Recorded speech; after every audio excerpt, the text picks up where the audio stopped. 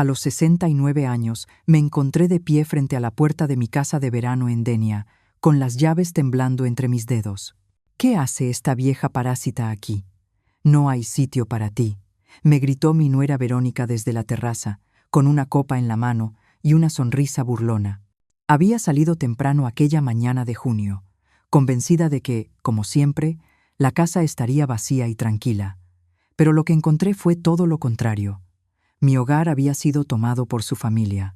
Mis muebles estaban cubiertos de manchas, mi jardín destrozado y el olor a cerveza flotaba en el aire.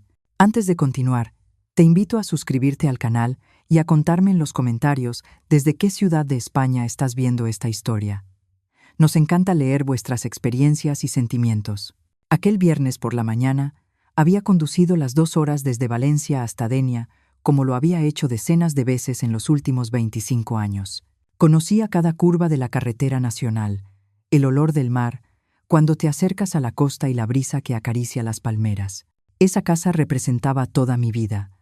Cada baldosa, cada ladrillo y cada bugambilla plantada con mis propias manos. La compré con el dinero que gané cosiendo vestidos y arreglando ropa cuando me quedé viuda. Nada más girar en la entrada, algo me inquietó. Había coches desconocidos aparcados en mi garaje y la música sonaba tan alta que vibraban las ventanas. Aparqué despacio, con un nudo en el estómago. Sabía que algo no iba bien. Al bajar del coche, la escena me golpeó como una bofetada.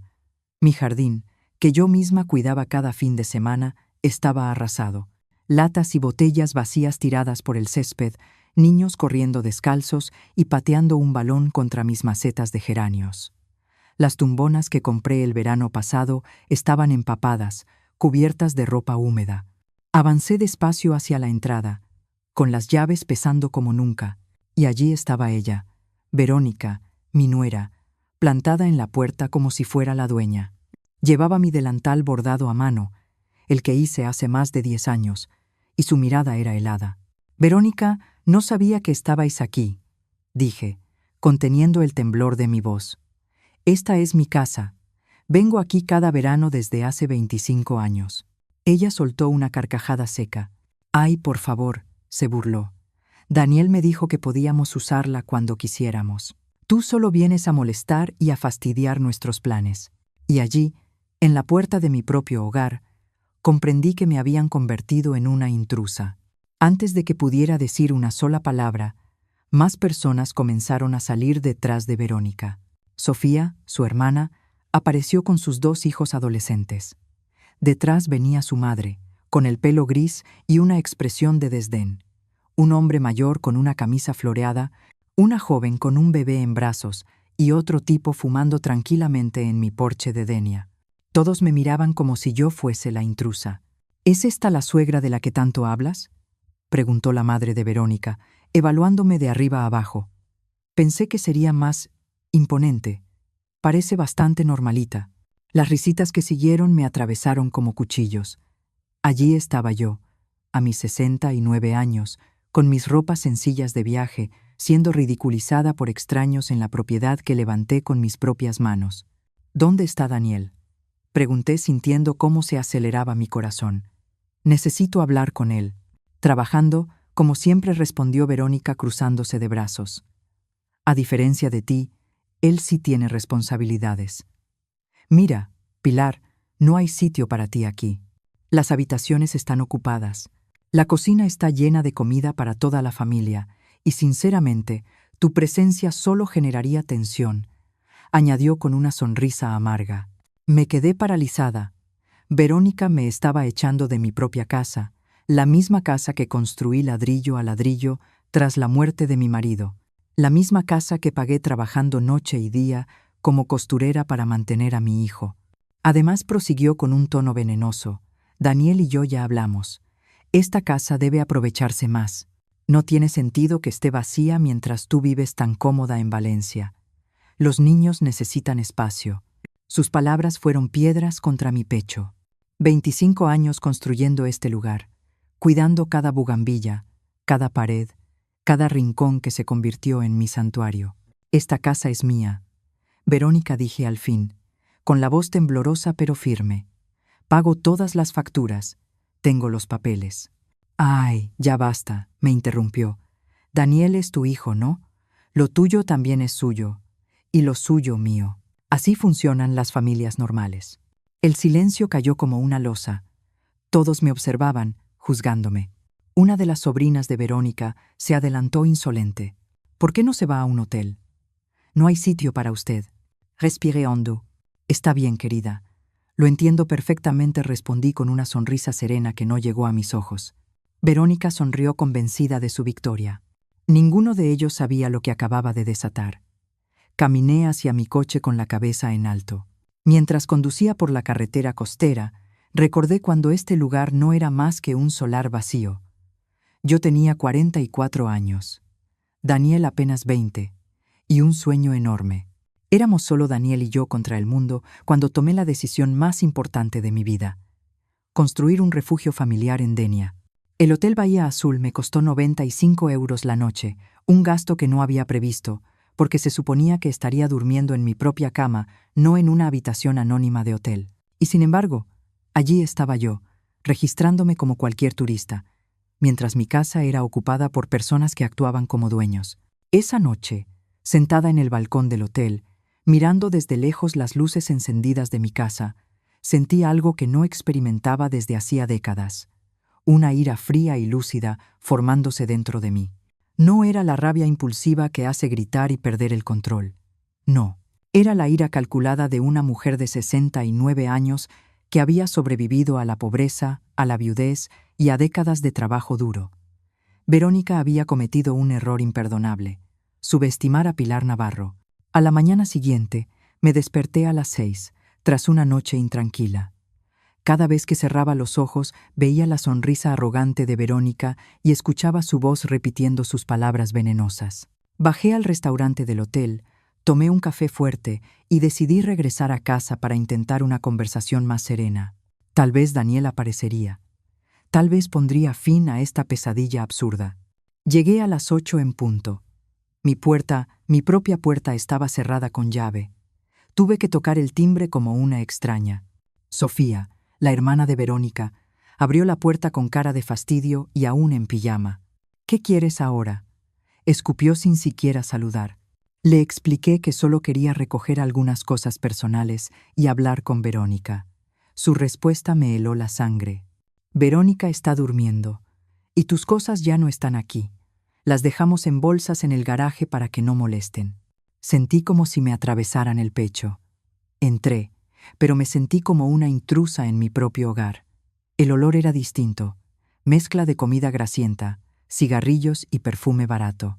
La sala estaba llena de colchones inflables y ropa tirada por todas partes. Cuando entré en mi cocina, mi corazón dio un vuelco. Estaba destrozada, grasa en la vitrocerámica, fregadero repleto de platos podridos, mis mejores sartenes arruinadas. «¿Dónde están mis platos de porcelana?», pregunté con la voz temblorosa. «Algunos se rompieron», dijo Sofía. «Los niños jugaban. Además, Verónica dice que ya eran viejos». Subí las escaleras hacia mi habitación principal, mi refugio. La puerta estaba abierta y la madre de Verónica ordenaba ropa en mi armario como si fuera suyo. «Disculpe», dije conteniendo la rabia. «Esta es mi habitación».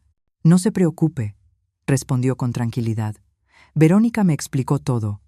Estoy organizando su ropa en bolsas para que no se arrugue. Mis vestidos, mis blusas, mis zapatos. Todo metido en bolsas de plástico como si fueran trastos sin valor.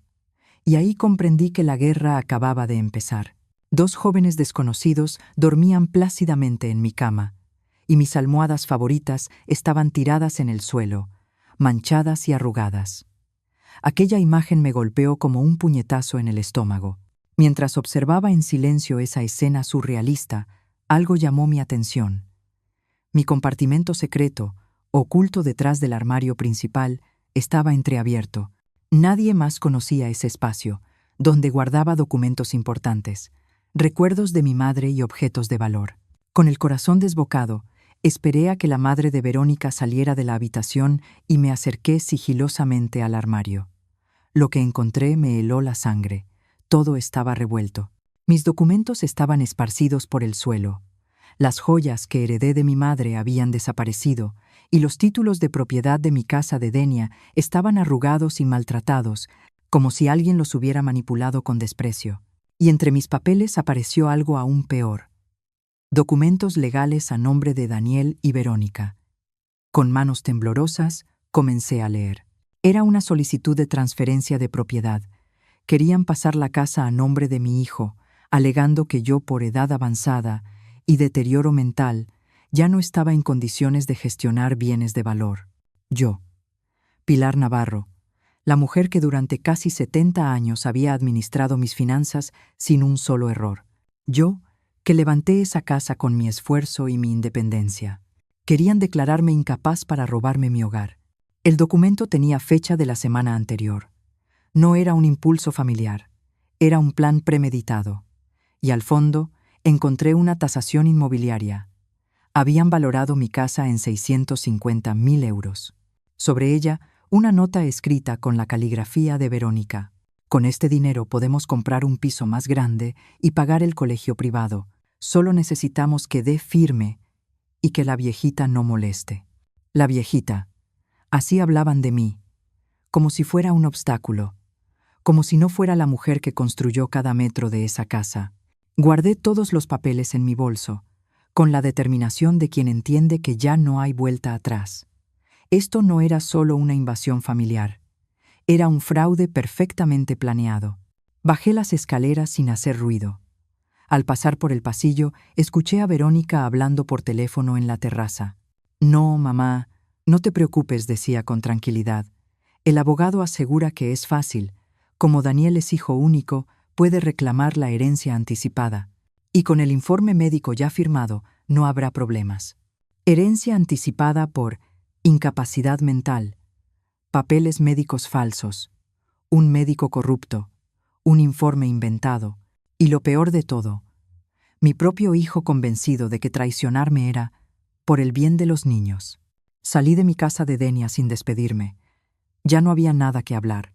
Las palabras habían perdido su valor. Aquello ya no era una disputa familiar que pudiera arreglarse con buena voluntad.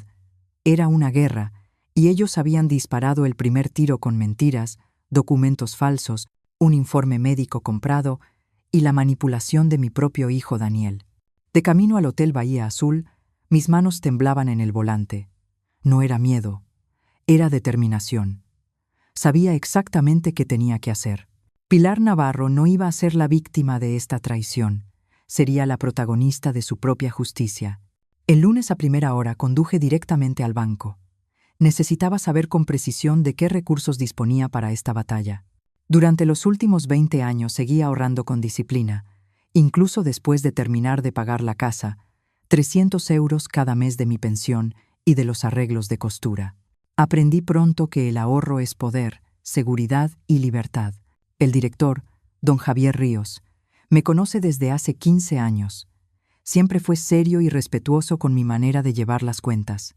«Doña Pilar, ¿en qué puedo ayudarla hoy?», preguntó con una sonrisa cordial. «Necesito el saldo exacto de todas mis cuentas y hablar de un asunto legal delicado». Cuando me mostró las cifras, sonreí por primera vez en días. Tenía 87.000 euros en ahorros, 23.000 euros en depósitos a plazo y 12.000 euros en la cuenta corriente. En total, 122. Verónica se había equivocado. Me imaginaba una viejecita dependiente de una pensión mínima. No sabía que he trabajado toda mi vida para blindarme ante situaciones como esta. «Don Javier, necesito que bloquee cualquier intento de terceros de acceder a mis cuentas y una carta oficial del banco que acredite mi plena capacidad para gestionar mis finanzas». Su rostro se ensombreció. «Es gravísimo. ¿Quiere que le recomiende un abogado especializado?». «Sí, por favor». Me dio el contacto de don Tomás Galindo, experto en derecho de familia y patrimonial, y fraude documental. «Llámelo y dígale que voy de parte del banco». Salí del banco con energía nueva. No era solo la tranquilidad de saber que tenía recursos, era la claridad de un plan. Llamé a don Tomás desde el aparcamiento. Su secretaria me citó esa misma tarde a las 16. «Es urgente, ¿verdad?». «Muy urgente». Pasé la mañana ordenando pruebas. los papeles falsos de transferencia, fotos de los destrozos en mi casa, la lista de objetos robados y copias de todos mis títulos legítimos. Imprimí además capturas de las redes de Sofía, la hermana de Verónica, presumiendo de nueva casa de playa. A las 16, me senté en el despacho elegante de don Tomás Galindo, hombre de mediana edad, pelo canoso y mirada inteligente que inspiraba confianza inmediata. Doña Pilar dijo, ofreciéndome agua, cuéntemelo todo desde el principio, no deje ningún detalle, y empecé a narrar. La invasión de mi casa, las humillaciones de Verónica, los documentos falsificados, el informe médico inventado, las joyas robadas, la traición de Daniel. Todo eso fue tomando forma clara sobre la mesa de don Tomás Galindo, que hacía preguntas precisas y rápidas, propias de alguien con experiencia en este tipo de batallas legales. ¿Tiene los documentos de propiedad originales?, preguntó ajustándose las gafas. Sí, todos, respondí sin titubear. La casa está al 100% a mi nombre. Pagué cada euro de la construcción y conservo los recibos de los últimos 25 años. ¿El médico que firmó el informe de demencia la ha examinado alguna vez? Jamás. Ni siquiera sé quién es. Excelente. Esto es falsificación de documentos médicos, un delito muy serio. ¿Tiene alguna prueba de las joyas robadas? Sí. Algunas están aseguradas, como el reloj de mi difunto marido, valorado en 3.000 euros. Tomás sonrió.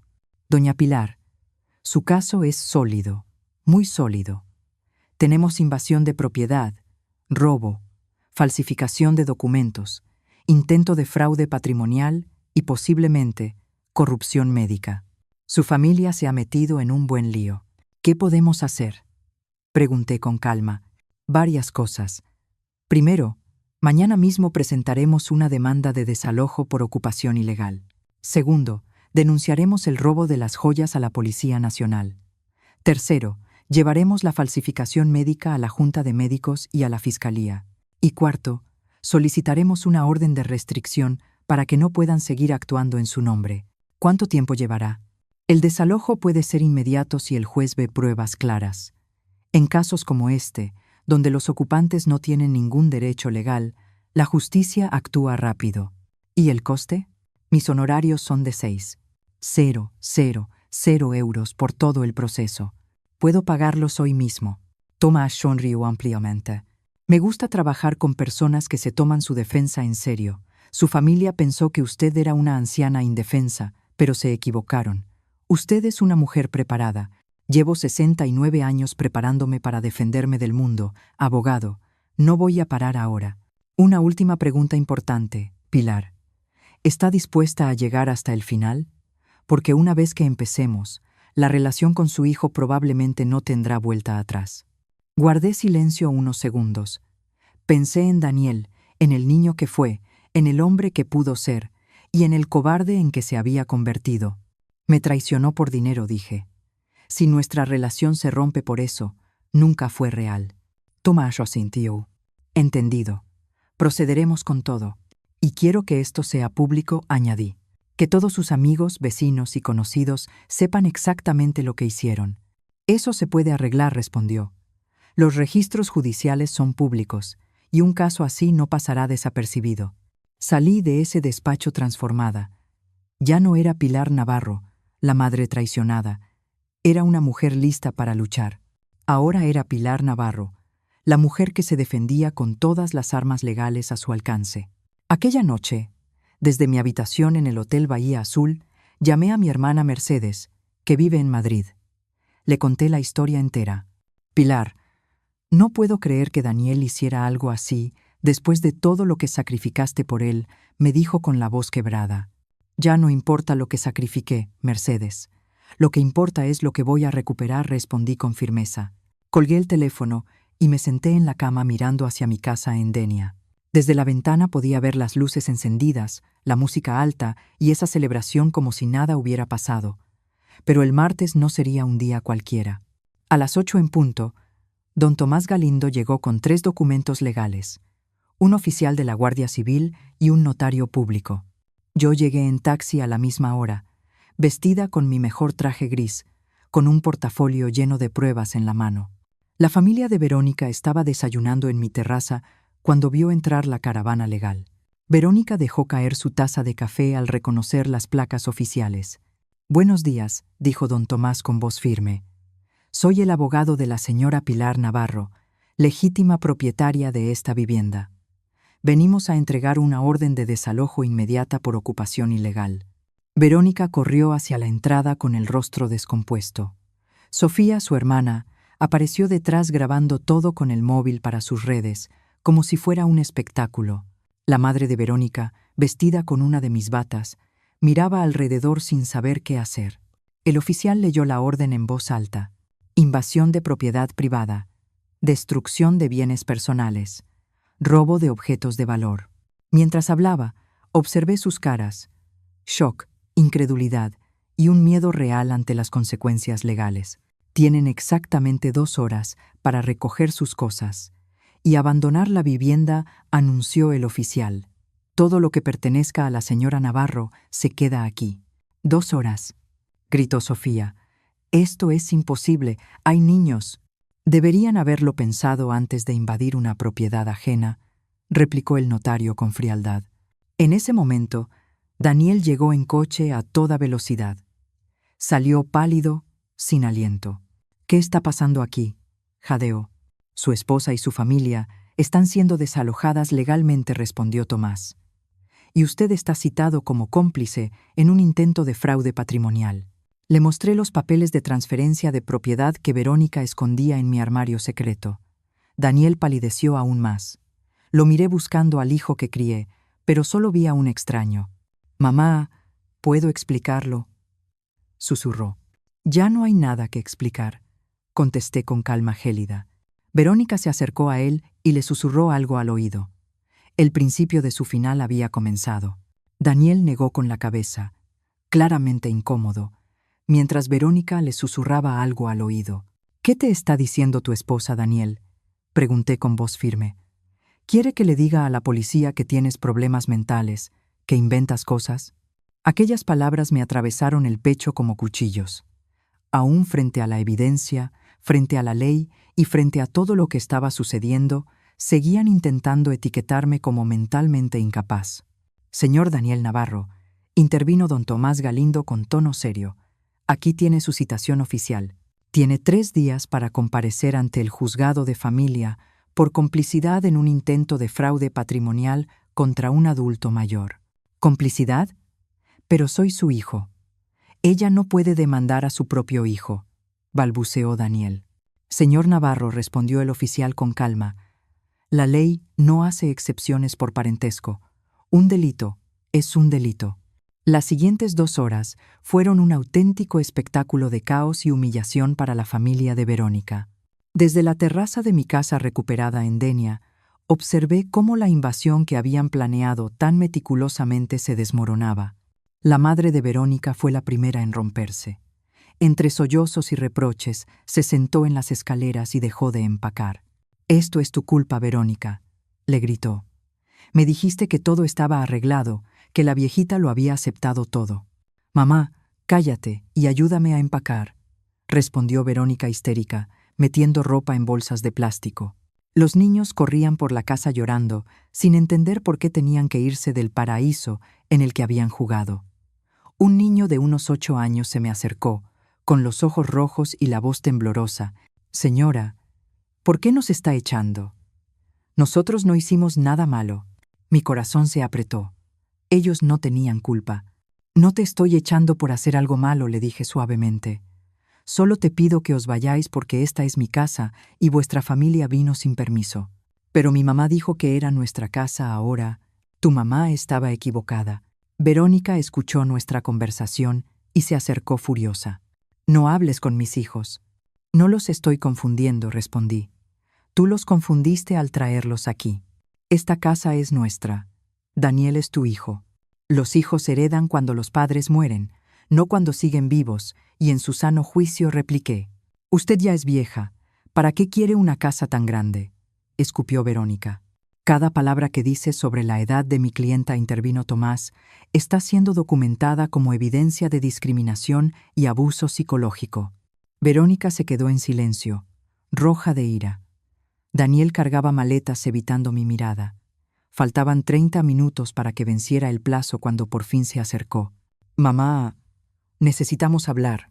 Ya no hay nada que hablar, Daniel. Mira, admito que esto se nos fue de las manos, pero podemos llegar a un acuerdo familiar sin abogados. Tú te quedas con la casa y nosotros retiramos todo, incluso devolvemos las joyas que nos llevamos por error. Por error. Aquellas 2 palabras me dieron aún más fuerza para no ceder ni un centímetro. ¿De verdad crees que voy a aceptar que robar las joyas de mi madre fue un error? Le solté, mirándolo directamente a los ojos. Mamá, no fue robo. Fue un malentendido, balbuceó Daniel, con la voz cargada de nervios. ¿Y el informe médico falso también fue un malentendido? ¿Y la solicitud de transferencia de propiedad por incapacidad mental? ¿Y humillarme llamándome parásita delante de toda tu familia? Se quedó en silencio, sin argumentos para tantas traiciones. No fui yo. Fue Verónica, murmuró finalmente. Pero tú estabas allí, repliqué con frialdad. Me viste siendo humillada en mi propia casa y no dijiste nada. Yo no sabía qué decir. Sabías perfectamente qué decir, Daniel. Sabías que tenías que defender a tu madre, pero elegiste quedarte en silencio para no contrariar a tu esposa. Buscó desesperadamente una salida que ya no existía. Vale, Verónica se comportó mal. Lo admito. ¿Qué más quieres que diga? Quiero que me digas la verdad, respondí sin vacilar. Que admitas que planeaste robar mi casa usando documentos falsos. Que admitas que me traicionaste por dinero. No te traicioné por dinero. Lo hice por mi familia. ¿Y yo qué soy, Daniel? ¿No soy tu familia? Sí, lo eres. Pero Verónica y los niños son mi responsabilidad principal ahora. ¿Y tu responsabilidad principal es robar a tu madre? Le solté. Daniel se llevó las manos a la cabeza, exasperado. Mamá, usted no entiende. Tenemos gastos enormes. Colegios privados, ropa, vacaciones. La casa de Verónica necesita reparaciones. Trabajo día y noche. Pero el dinero nunca alcanza. Y por eso, decidiste que yo debía pagar tus cuentas con el trabajo de toda mi vida. Usted vive sola en un piso pequeño, respondió casi gritando. No necesita una casa de playa tan grande, es un desperdicio. Ahí estaba, la verdad cruda y desnuda. Daniel no me había traicionado por amor a su familia. Lo había hecho porque creía que yo no merecía lo que había construido. ¿Un desperdicio? Repetí lentamente. No quise decirlo así. ¿Mis 30 años de trabajo día y noche son un desperdicio? ¿Mi sacrificio de criarte sola tras enviudar es un desperdicio? Ya basta, gritó Daniel, siempre recordándome lo que hizo por mí, siempre haciéndome sentir culpable por tener mi propia vida. El silencio fue absoluto. Verónica dejó de empacar para escuchar. Ahí está la verdad, dije con calma. No me traicionaste solo por dinero. Me traicionaste porque mis sacrificios se convirtieron en un peso que no podía soportar. Yo no dije eso. No hacía falta, le respondí. Acabas de gritarlo. Daniel se quedó de pie, con el rostro rojo de vergüenza y rabia. ¿Sabes qué es lo más triste, hijo? Si me hubieras pedido ayuda, te la habría dado. Habríamos encontrado una solución juntos. Pero elegiste humillarme y robarme, porque sabía que usted diría que no. ¿Cómo lo sabías si nunca me preguntaste? Porque siempre has sido muy controladora. Con tu dinero, susurró. ¿Controladora? Repetí con una sonrisa amarga. Fui yo quien pagó tu universidad, tu primer coche, el enganche de tu casa. Te ayudé una y otra vez. Y aún así, me traicionaste. Sí, pero siempre con condiciones, escupió Daniel, con los puños apretados. Siempre recordándome que era tu dinero, tu sacrificio. En ese instante lo entendí todo con claridad dolorosa. Daniel no me había traicionado por codicia. Me había traicionado por orgullo. Su orgullo de hombre no podía soportar seguir dependiendo económicamente de su madre, una mujer de 69 años, la misma que había sostenido su vida durante décadas. ¿Sabes una cosa, Daniel?, dije con calma. Tienes razón. Debí haberte obligado a ser más independiente cuando eras joven. Debí haberte dejado resolver tus propios problemas en lugar de rescatarte siempre. Pero ya es tarde para cambiar el pasado. Ahora tendrás la oportunidad de ser completamente independiente, porque, a partir de hoy, resolverás todos tus problemas financieros sin mi ayuda. Don Tomás Galindo miró su reloj. Señoras y señores, les quedan 10 minutos. El estallido final fue puro caos. Verónica gritaba órdenes. Los niños lloraban. Daniel cargaba las últimas maletas con una expresión de derrota absoluta. Cuando finalmente subieron a los coches, Verónica bajó la ventanilla y lanzó una última amenaza. Esto no ha terminado, vieja amargada. Vamos a apelar. Vamos a demostrar que está loca. Adelante, respondí sin alterar la voz. Mi abogado los estará esperando. Los coches salieron levantando polvo de mi garaje en Denia. Daniel fue el último en irse. Me miró por el retrovisor, pero yo ya me había dado la vuelta. Tomás se acercó despacio. ¿Cómo se siente, doña Pilar? Cansada, contesté con honestidad. Pero libre. Libre de fingir que somos una familia feliz. Libre de excusar la traición con amor maternal. Libre de fingir que esto se puede arreglar con perdón y olvido. El oficial de la Guardia Civil se despidió. El notario firmó la documentación. Tomás me entregó las llaves de mi casa. Señora Navarro, su casa ha sido oficialmente recuperada. Subí los escalones de mi terraza y me senté en mi vieja silla favorita. Por primera vez en una semana, estaba sola en mi propio hogar. Esa misma tarde contraté un servicio de limpieza profesional. Pagué 500 euros para que 5 mujeres trabajaran todo el día. Fregaron cada rincón, lavaron cada mancha y devolvieron el orden a mi casa. Mientras limpiaban, inspeccioné los daños. En el salón, los cojines bordados manchados de vino tinto. En el baño principal, tinte negro incrustado en la bañera de porcelana. En la cocina, 2 sartenes francesas arruinadas. En el jardín, media plantación pisoteada. Pero lo que más dolía no era material. Mi álbum familiar con las fotos de la infancia de Daniel y de mi difunto esposo había desaparecido. También el reloj de pared que mi padre me regaló al casarme. Una semana después, la casa había recuperado su paz, pero yo sabía que algunas cosas jamás volverían a ser iguales. La traición deja cicatrices invisibles que ni el tiempo logra borrar del todo. Ese viernes por la mañana, don Tomás Galindo me llamó con una noticia que me hizo sonreír por primera vez en semanas. Señora Navarro, tengo actualizaciones importantes, dijo con voz firme. El médico que firmó el informe falso de demencia ha sido suspendido por la Junta Médica. ¿Suspendido?, pregunté, incrédula. Sí. Descubrieron que firmó al menos 12 informes similares a cambio de dinero. Me quedé en silencio, asimilando la información. ¿Cuántas otras familias habrán intentado despojar a sus mayores con ayuda de ese médico corrupto? ¿Y las consecuencias para Daniel y Verónica? Pregunté finalmente. Ahí viene lo mejor, respondió Tomás. El fiscal ha decidido proceder con acusaciones penales por fraude patrimonial y conspiración. ¿Penales? Ya no es solo un asunto civil, Pilar. Es un caso criminal. Si son declarados culpables, podrían enfrentarse a penas de prisión. No sentí alegría, sentí justicia. No deseaba ver a mi hijo entre rejas, pero tampoco podía permitir que escapara de las consecuencias de lo que hizo. Aquella misma tarde recibí una llamada inesperada. Era Sofía, la hermana de Verónica, llorando. Pilar, por favor, necesitamos hablar. Verónica está desesperada. Daniel ya ha gastado más de 15.000 euros en abogados y el proceso ni siquiera ha terminado. ¿Y qué tiene que ver eso conmigo?, respondí fría. ¿Queremos pedir disculpas?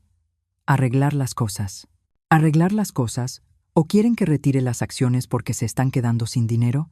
Por favor, Verónica tiene niños. Daniel podría perder su trabajo si esto se hace público. Ella debió pensar en eso antes de robarme. Y él, antes de falsificar documentos médicos. Pero usted ya recuperó su casa, ya ganó, suplicó. ¿Por qué seguir castigándonos? Porque recuperar mi casa no borra la humillación, ni devuelve las joyas robadas, ni cura la traición. Podemos devolver las joyas. Están en casa de mi madre. Las joyas que se llevaron por error, dije con sarcasmo. Por favor, dile a Verónica que si quiere hablar, Venga personalmente y traiga todas las joyas. Colgué sintiendo una mezcla de satisfacción y tristeza. Satisfacción por ver cómo su plan se desmoronaba. Tristeza porque mi relación con Daniel probablemente ya no tenía vuelta atrás. 2 días después, Verónica apareció en la puerta de mi casa en Denia, sola, con los ojos hinchados y una bolsa en la mano. Pilar, vine a devolver sus cosas y a pedir disculpas. La dejé entrar. Se sentó como una niña castigada, abrió la bolsa y comenzó a sacar mis joyas una a una. Aquí están los pendientes de perla, aquí el reloj de oro, las monedas de plata y el collar que nosotros también nos llevamos por error. Por error repetí, dejando que el sarcasmo empapara mis palabras. La verdad es que yo las llevé, dijo Verónica, con la voz temblorosa. Pero no fue para robarlas, fue para venderlas. Necesitábamos el dinero urgentemente. Tenemos muchas deudas. Explicó que Daniel había perdido dinero en malas inversiones el año anterior, que estaban atrasados con la hipoteca, que las tarjetas de crédito estaban al límite y que los niños necesitaban colegio. Y por eso decidieron robarme. Interrumpí. Verónica rompió a llorar. No eran esas lágrimas manipuladoras que había visto antes, sino un llanto auténtico, de quien por fin comprende la magnitud de sus actos. Pilar, admito que me comporté muy mal, dijo entre sollozos. Estaba desesperada cuando Daniel me dijo que usted tenía esta casa hermosa y que casi no la usaba. Yo pensé, ¿pensaste que podías quitármela? Sin preguntar completé. No quería quitársela, solo usarla mientras usted no estaba. Pero luego, cuando vimos lo caro que era mantener 2 casas, pensamos que lo mejor sería ponerla oficialmente a nombre de Daniel para evitar problemas legales. ¿Problemas legales? Vosotros creasteis los problemas legales falsificando un informe médico. Fue idea de un abogado barato, explicó. Nos dijo que era la forma más rápida de transferir propiedades entre familiares. Me quedé callada, procesando el nivel de ignorancia que habían demostrado. Arruinaron su vida legal y financiera por seguir el consejo de un abogado corrupto. ¿Dónde está Daniel?, pregunté. Él no quiso venir. Dice que usted ya no es su madre. Esas palabras dolieron más de lo que esperaba, pero confirmaron que había hecho lo correcto. ¿Dice que ya no soy su madre? Sí. Dice que una madre de verdad no demandaría a su propio hijo, que usted eligió el dinero antes que la familia. ¿Y tú qué piensas, Verónica? Creo que nosotras empezamos todo esto, pero también creo que usted fue demasiado lejos. Pudimos haberlo resuelto como familia. ¿Cómo? Si mentiste, me engañaste y planeaste robarme a mis espaldas. Las familias se respetan, Verónica, y tú me faltaste al respeto de todas las formas posibles. Verónica se levantó y preguntó, «Entonces, ¿no hay forma de arreglar esto?» La forma de arreglar esto era no haberlo hecho nunca. Cuando se fue, me senté en la terraza de mi casa en Denia, viendo el atardecer sobre el mar. Las olas golpeaban la costa, ajenas a los dramas humanos. Una semana después, don Tomás Galindo me llamó con las noticias finales. Señora Navarro, Daniel y Verónica han aceptado un acuerdo judicial. Pagarán una multa de 25.000 euros. Cada uno cumplirá 200 horas de servicio comunitario y estarán en libertad condicional durante 2 años. No habrá prisión, pero tendrán antecedentes penales. El informe médico falso fue anulado y mi capacidad legal quedó completamente limpia. Además, ya habían gastado más de 30.000 euros en abogados. En total, más de 50.000 euros intentando robar mi casa. Habían perdido más dinero intentando destruirme que el que habrían ganado si lo hubieran conseguido. Un mes después del desalojo, decidí hacer algo que nunca había hecho. Contratar una ama de llaves a tiempo parcial fue la primera decisión práctica que tomé. No porque no pudiera cuidar la casa por mí misma, sino porque no volvería a permitir que alguien entrara sin mi consentimiento. María Elena, una mujer de mediana edad que vivía cerca de la costa de Denia, aceptó encantada el trabajo. Vendría 3 veces por semana, mantendría la casa limpia y, lo más importante, me avisaría de cualquier cosa inusual. Cambié todas las cerraduras, instalé cámaras de seguridad y actualicé mi testamento. Mi casa pasaría a instituciones benéficas, no a Daniel. Si él quería independencia económica, la tendría, pero sin mi casa. Una tarde de domingo, mientras ordenaba la habitación principal, encontré una fotografía antigua caída detrás de la cómoda.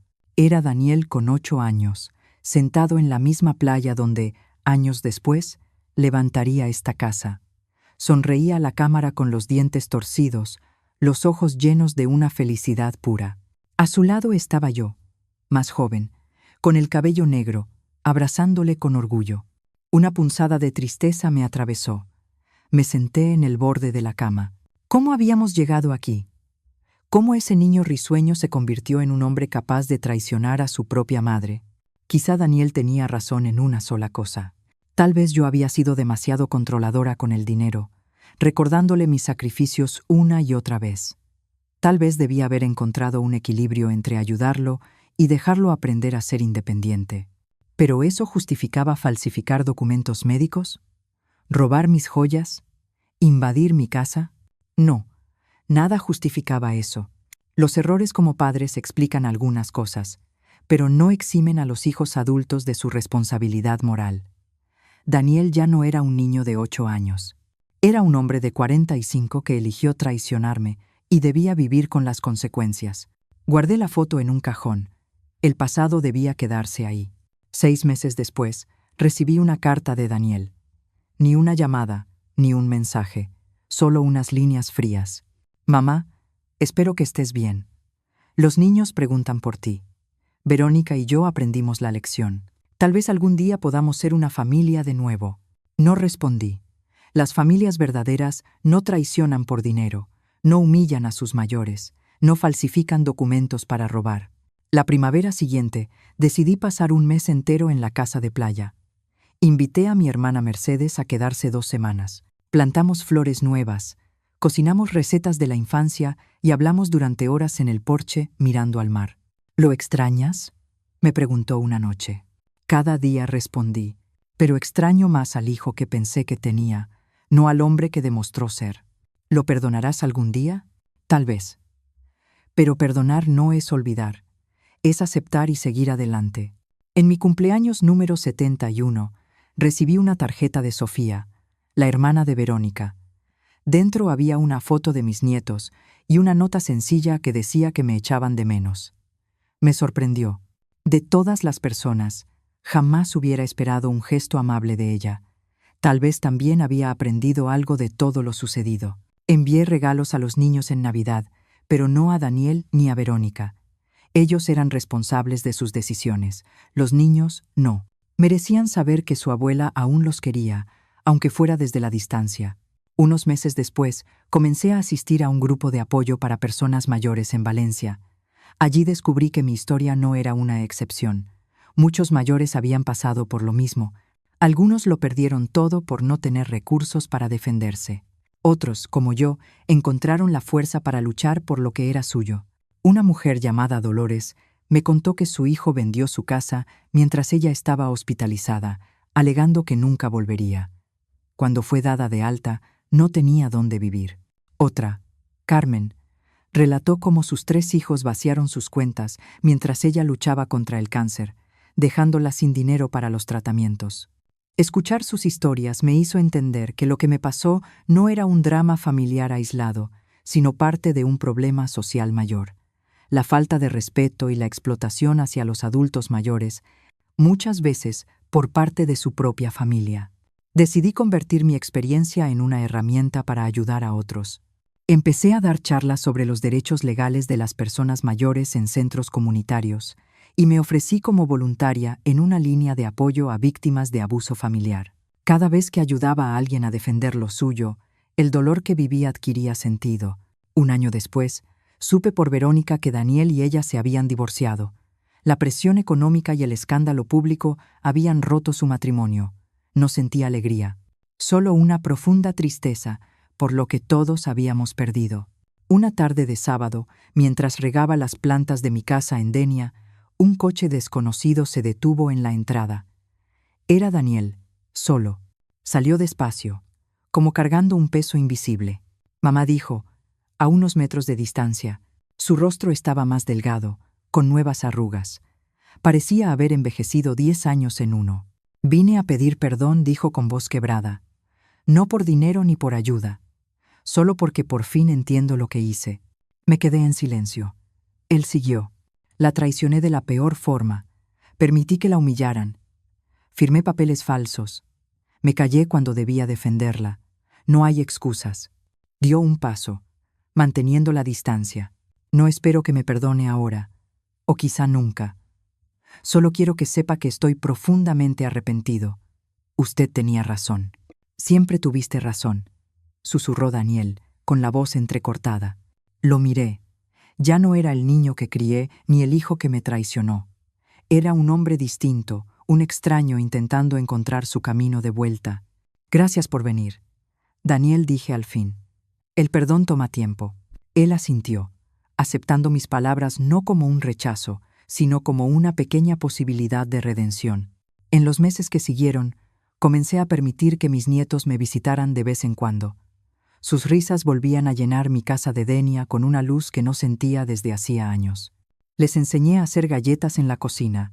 Les conté historias de cuando su padre era un niño travieso y les mostré cómo cuidar el jardín. Nunca mencionaban el incidente. Seguramente sus padres les habían pedido que no hablaran de ello. Pero, a veces, sorprendía a la mayor, Sofía, mirándome con una mezcla de curiosidad y reflexión, como si tratara de armar un rompecabezas familiar incompleto. Una mañana de domingo, mientras plantábamos plántulas de tomate en el huerto, Sofía me hizo una pregunta que me desarmó. «Abuela, ¿por qué usted y papá se pelearon tan feo?» Me quedé quieta, con las manos en la tierra. Tenía apenas 11 años, pero sus ojos mostraban una comprensión profunda. «A veces, Sofía, los adultos cometen errores muy grandes», respondí despacio. «Tu padre y tu madre cometieron errores conmigo, y me dolió mucho». «¿Qué tipo de errores?» Pensé bien antes de hablar. No quería destruir la imagen que ella tenía de sus padres, pero tampoco iba a mentir. Intentaron tomar algo que era mío, algo muy importante, sin pedir permiso. «¿Esta casa?» preguntó. «Sí, esta casa». Ella siguió cavando un pequeño hoyo para la planta, procesando mis palabras. «Mamá dice que usted fue muy cruel con ellos». Los hice enfrentar las consecuencias de sus actos, expliqué. Algunos lo llaman crueldad, yo lo llamo justicia. Sofía plantó la plántula con cuidado y dijo, «Creo que entiendo. Es como cuando le quito algo a mi hermana, me enojo cuando lo cuenta, pero en realidad la culpa es mía». Sonreí, enternecida por su claridad.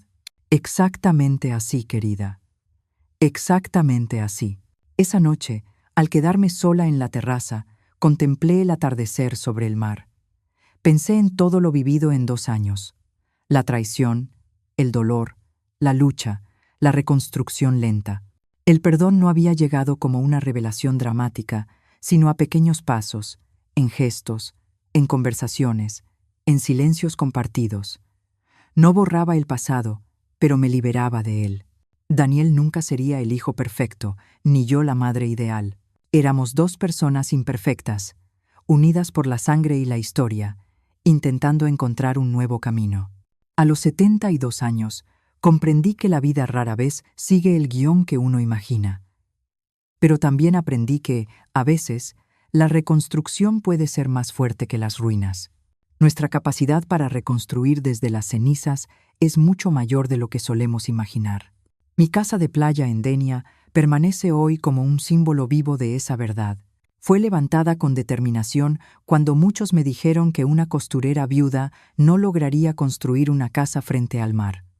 Fue defendida con coraje cuando los que debían protegerla intentaron arrebatármela. Y hoy, se ha convertido en un lugar de sanación, donde las heridas más profundas empiezan, por fin, a cicatrizar. Pilar Navarro, la viejita, que creyeron que podían manipular con facilidad, demostró ser la más fuerte de todos. No porque nunca cayera, sino porque cada vez que lo hizo, se levantó. No porque no sintiera miedo, sino porque siguió adelante a pesar de él. No porque no fuera herida, sino porque se negó a que sus heridas definieran quién era. Esta es mi historia. Una historia de traición y pérdida, sí, pero también de dignidad y fuerza. Una historia que espero inspire a otros adultos mayores a defender lo que les pertenece por derecho. Porque la edad no nos hace frágiles, la edad nos hace más sabios, más resistentes, más firmes. La casa que construí con tanto esfuerzo permanece en pie, fuerte y orgullosa, en la costa mediterránea. Su terraza mira al mar abierto, igual que yo, con cicatrices, pero de pie. Hoy, a mis 72 años, sé que mi historia no es solo mía. Es la historia de muchas personas mayores que han sido subestimadas, ignoradas o incluso traicionadas por quienes más querían. Y también es la historia de cómo, incluso en medio del dolor más profundo, uno puede recuperar su voz, su fuerza y su lugar. La casa que un día fue motivo de traición ahora es un refugio de paz. Aquí mis nietos ríen, aquí cuido mis plantas, aquí vuelvo a sentir el sol en la cara cada mañana. Y aunque Daniel y yo seguimos reconstruyendo nuestra relación paso a paso, sé que la herida que intentó destruirme no me venció, me transformó. Esta fue mi historia, la de una mujer que se negó a ser silenciada, la de una madre que defendió lo suyo, la de una mujer mayor que no se rindió. Y la casa sigue en pie. Si esta historia te ha conmovido, haz clic en el siguiente video que aparece en tu pantalla. Allí conocerás otra historia de traición y revancha, como nunca antes la has visto.